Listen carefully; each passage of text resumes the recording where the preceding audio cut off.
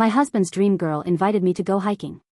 As we were leaving, a flash flood hit, trapping both of us in the water. My firefighter husband rushed to save us immediately. Because I was 5 months pregnant, the lifeboat became overloaded.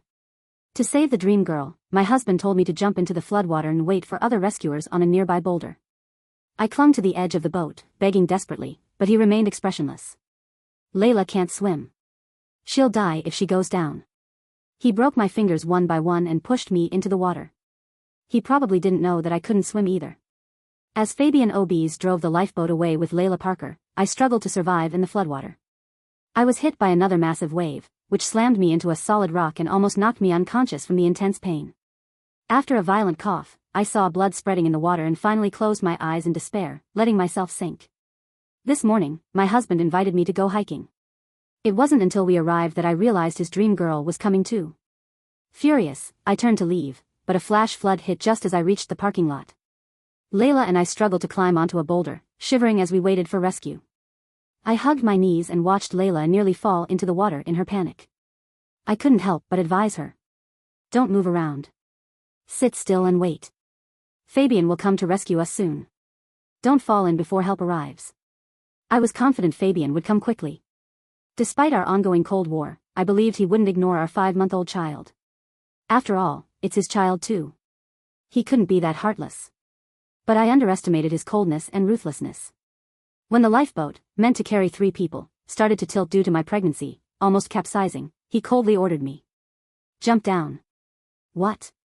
I thought I misheard him and looked at him in confusion. His voice grew even colder. I said, get down. It's because of you that we're overloaded. We can't all die here, can we? He gestured to a nearby boulder with his eyes. Swim over there and wait. My colleagues will rescue you soon. I bit my lip, trying hard not to cry. I can't, Fabian. I have a child in my belly. Let Layla. No. Before I could finish, he interrupted me. Layla can't swim.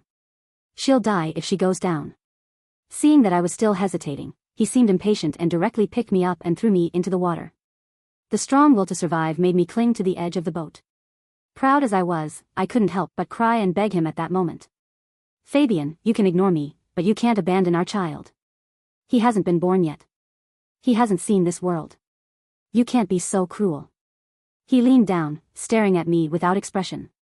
Lucy, you can swim. I know you can. I saw you leave my brother behind and swim back to shore alone. The coldness in his eyes made me shiver all over. No, back then. I didn't get to finish before he broke my fingers one by one and pushed me into the water. The icy floodwater instantly engulfed me. I struggled in the water, but could only watch helplessly as Fabian took Layla away. He didn't even look back to see if I had climbed onto the boulder. In his heart, my life and our child's life were less important than Layla's little toe. I had loved him for so many years. Even if his heart was made of stone, it should have warmed by now. But no, he found even looking at me disgusting. Before sinking to the bottom, I took one last look in the direction he left. A bitter smile appeared on my lips. He probably still didn't know that I couldn't swim at all. The rescue that Fabian mentioned arrived half an hour after I sank to the bottom of the water. His subordinates searched everywhere in the vast waters for my figure. Unfortunately, I had already died. My soul floated in midair, watching Fabian's subordinates helplessly and anxiously. Captain, I can't see her. Could it be that she, one of the subordinates asked. Fabian's cold voice came through the walkie-talkie.